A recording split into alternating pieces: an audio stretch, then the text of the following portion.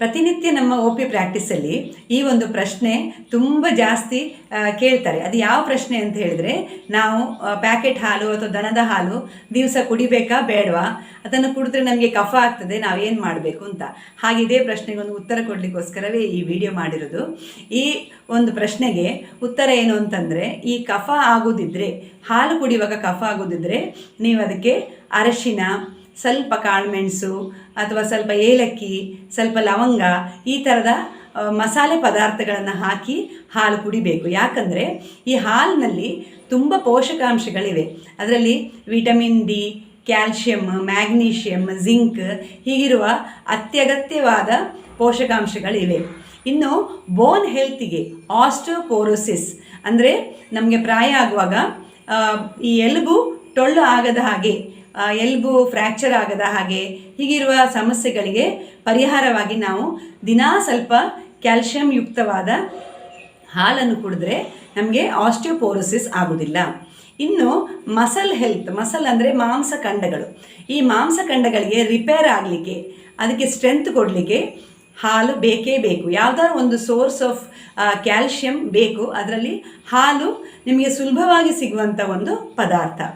ಇನ್ನು ಸ್ಕಿನ್ ಹೆಲ್ತಿಗೆ ತುಂಬ ಅಗತ್ಯ ಇದೆ. ಅದು ಸ್ಕಿನ್ ಹೆಲ್ತಲ್ಲಿ ನೀವು ಹಚ್ಕೊಳ್ಳಬಹುದು ಹಾಲನ್ನು, ಅಥವಾ ನೀವು ಹಾಲನ್ನು ಕುಡಿದ್ರೂ ಸಮೇತ ಸ್ಕಿನ್ ಹೆಲ್ತಲ್ಲಿ ಒಂದು ಸೂದನಿಂಗ್, ಕಾಮಿಂಗ್ ಎಫೆಕ್ಟ್ ಇದೆ. ಇನ್ನು ಆಯುರ್ವೇದದ ಪ್ರಕಾರ ಇದೊಂದು ಸಾತ್ವಿಕ ಆಹಾರ. ಸಾತ್ವಿಕ ಆಹಾರ ಅಂದರೆ ನಿಮಗೆ ಸ್ವಲ್ಪ ಕಾಮ್ ಮಾಡಲಿಕ್ಕೆ, ಸ್ವಲ್ಪ ಕೂಲ್ ಮಾಡಲಿಕ್ಕೆ, ನಿಮ್ಮ ಆಹಾರದಲ್ಲಿ ಈಗ ಎಸಿಡಿಟಿ ಆಗಿದರೆ ಆ ಥರದ ಒಂದು ಎಫೆಕ್ಟನ್ನು ನ್ಯೂಟ್ರಲೈಸ್ ಮಾಡಲಿಕ್ಕೆ ನಿಮಗೆ ತುಂಬ ಸಹಾಯ ಆಗುವಂಥ ಒಂದು ಪದಾರ್ಥ ಇದು. ಆದ ಕಾರಣ ಈವನ್ ನಿಮ್ಮ ನಾರ್ಮಲ್ ಆಹಾರದಲ್ಲಿ ಸಹ ನೀವು ಹಾಲನ್ನು ಯೂಸ್ ಮಾಡ್ಬೋದು. ಈಗ ಕೆಲವರು ಅನ್ನಕ್ಕೆ ಹಾಲನ್ನು ಹಾಕಿ ಊಟ ಮಾಡ್ತಾರೆ, ಅದು ಸಹ ಮಾಡ್ಬೋದು. ಇನ್ನು ಪ್ಯಾಕೆಟ್ ಹಾಲಲ್ಲಿ ಆಮೇಲೆ ದನದ ಹಾಲಲ್ಲಿ ವ್ಯತ್ಯಾಸ ಇದೆಯಾ ಅಂತ ಕೇಳಿದರೆ ಇದೆ. ಯಾಕಂದರೆ ಪ್ಯಾಕೆಟ್ ಹಾಲಲ್ಲಿ ಎಲ್ಲ ಹಾಲು ಮಿಕ್ಸ್ ಆಗಿ ಬರ್ತದೆ.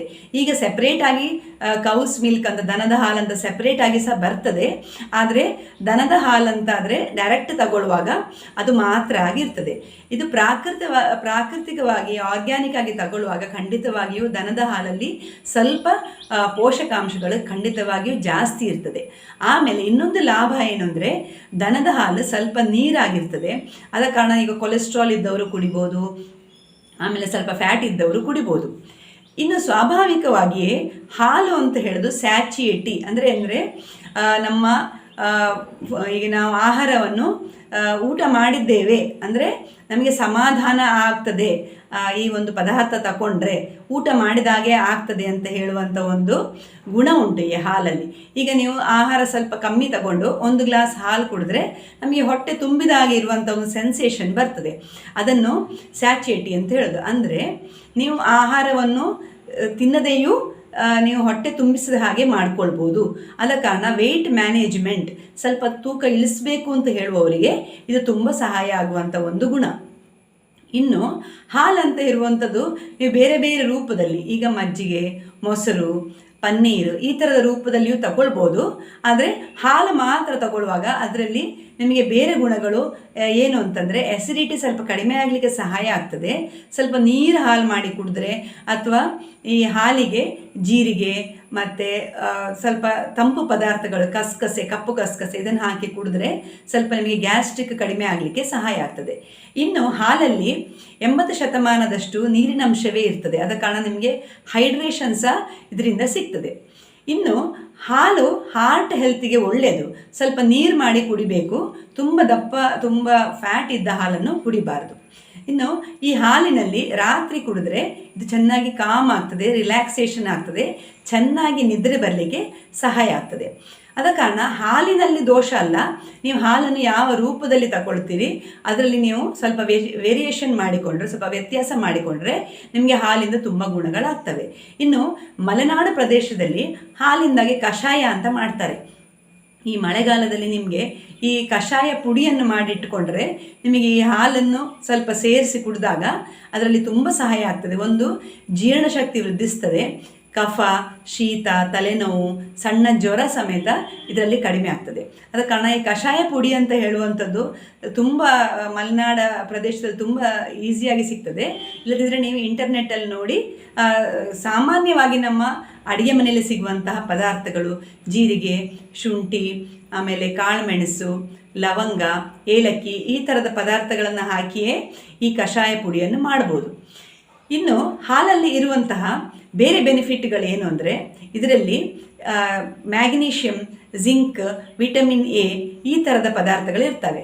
ಅದರಿಂದ ಏನಾಗ್ತದೆ ಅಂದರೆ ನಿಮ್ಮ ಇಮ್ಯುನಿಟಿ ಪವರ್, ರೋಗ ಪ್ರತಿಬಂಧಕ ಶಕ್ತಿ ಅದು ಸ್ವಲ್ಪ ಜಾಸ್ತಿ ಆಗ್ತದೆ. ಆದ ಕಾರಣ ಹಾಲು ಅಂತ ಹೇಳುವಂಥದ್ದನ್ನು ಕಂಪ್ಲೀಟ್ ತ್ಯಜಿಸುವ ಅಗತ್ಯ ಇಲ್ಲ. ಮಕ್ಕಳಿಗೆ ಖಂಡಿತವಾಗಿಯೂ ಹಾಲು ತುಂಬ ಪ್ರಮುಖವಾದ ಒಂದು ಕಂಪ್ಲೀಟ್ ಫುಡ್ ಅಂತ ಹೇಳ್ತೇವೆ.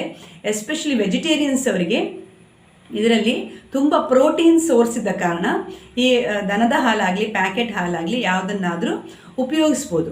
ನಿಮಗೆ ಲಭ್ಯವಿದ್ದಲ್ಲಿ ಖಂಡಿತವಾಗಿಯೂ ದನದ ಹಾಲನ್ನು ಯೂಸ್ ಮಾಡಿದರೆ ಅದರಿಂದ ತುಂಬ ಲಾಭಗಳುಂಟು. ಇನ್ನು ಇದರಿಂದ ಮಾಡುವಂತಹ ತುಪ್ಪ ಅಂತ ಘೀ ಅಂತ ಹೇಳುವಂಥದ್ದು ತುಂಬ ಲಾಭದಾಯಕವಾಗಿರುವಂಥ ಒಂದು ಪದಾರ್ಥ. ಇದರ ಬಗ್ಗೆ ಒಂದು ವಿಡಿಯೋ ನಾನು ಮುಂಚೆ ಹಾಕಿದ್ದೇನೆ. ಖಂಡಿತವಾಗಿ ನೀವು ಈ ಯೂಟ್ಯೂಬ್ ಚಾನಲಿಗೆ ಹೋದರೆ ಅಲ್ಲಿ ನಿಮಗೆ ಈ ವಿಡಿಯೋ ಸಿಗ್ತದೆ. ಆದ ಕಾರಣ ಹಾಲು ಅಂತ ಹೇಳುವಂಥದ್ದು ಆಯುಷ್ಯ ವರ್ಧಕ ಅಂತ ಹೇಳ್ತಾರೆ. ನಮ್ಮ ಮುಂಚಿನ ಕಾಲದಲ್ಲಿ ಸಹ ರಾತ್ರಿ ಮಲಗುವಾಗ ಒಂದು ಅರ್ಧ ಗ್ಲಾಸ್ ಹಾಲು ಕುಡಿದು ಮಲಗಬೇಕು ಅಂತ ಹೇಳುವಂಥ ಒಂದು ಪದ್ಧತಿ ಇತ್ತು.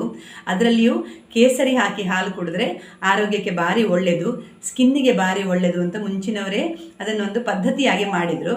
ಆದ ಕಾರಣ ಹಾಲನ್ನು ತ್ಯಜಿಸೋದು ಬೇಡ. ನಿಮಗೆ ಪ್ರಕೃತಿಗೆ ಅನುಸಾರವಾಗಿ ಅದಕ್ಕೆ ಯಾವುದೆಲ್ಲ ಪದಾರ್ಥ ಸೇರಿಸಿ ನೀವು ಸೇರಿಸ್ಬೋದು ಅದನ್ನು ಸೇವಿಸಬೇಕು. ಸೇವಿಸಿದರೆ ನಿಮಗೆ ಖಂಡಿತವಾಗಿಯೂ ಆರೋಗ್ಯದಲ್ಲಿ ವೃದ್ಧಿ ಆಗ್ತದೆ. Thank you very much. ಈ ಪ್ರಶ್ನೆಯನ್ನು ಕೇಳಿದ ಕಾರಣ ಈ ವಿಡಿಯೋ ಮಾಡಲಿಕ್ಕಾಯಿತು. ಆದ ಕಾರಣ ಎಲ್ಲರಿಗೂ ಒಂದು ಧನ್ಯವಾದಗಳು. ಇನ್ನು ಮುಂದೆಯೂ ಈ ಸ್ಪಂದನ ಅಂತ ಒಂದು ಆಯುರ್ವೇದ ಚಾನಲ್ಗೆ ಖಂಡಿತವಾಗಿ ಸಬ್ಸ್ಕ್ರೈಬ್ ಮಾಡಿ. ಇದನ್ನು ನೀವು ಫಾಲೋ ಮಾಡ್ತಾ ಇರಿ. ನಾನು ಇನ್ನೂ ಒಳ್ಳೊಳ್ಳೆ ವಿಡಿಯೋವನ್ನು ಹಾಕ್ತೇನೆ. Thank you very much.